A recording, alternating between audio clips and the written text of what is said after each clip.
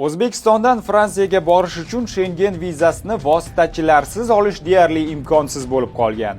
Bloger Nikita Makarenkoning postidan keyin boshqa bir qator blogerlar va tarmoq foydalanuvchilari ham bu haqida yoza boshladi.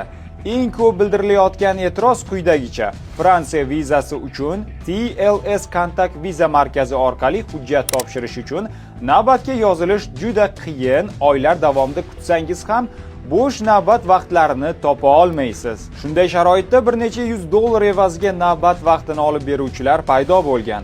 Makarenkoning aytishicha, uning o'ziga bir necha marta TLS kontakt xodimlari orqali navbatni $500 ga sotib olishni taklif qilishgan. E'tiborlisi, bloger bu muammoni ko'tarib chiqqanidan keyin ertasi kuni Fransiya tomoni uning vizasini bekor qilib yubordi. TLS kontakt kompaniyasi esa bayonot bilan chiqib, 1-iyuldan boshlab Toshkentdagi viza markazida Fransiyaga qisqa muddatli vizalar uchun hujjat topshirish maqsadida navbatga yozilishning yangi tizimi joriy etilishini ma'lum qildi. Endi arizachilar qabul sanasini mustaqil tanlab band qila olmaydi. Buning o'rniga bo'sh o'rinlar mavjudligidan kelib chiqib, qabul sanasi avtomatik tarzda belgilanadi, deyiladi viza markazi xabarida.